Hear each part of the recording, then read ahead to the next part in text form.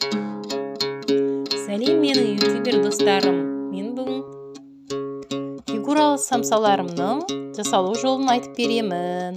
Ол үшін жылы суға тұзды салып, оған ұнды қосып, жақсылап қамырды илеп, тұндырып, бетін жауып қоямын.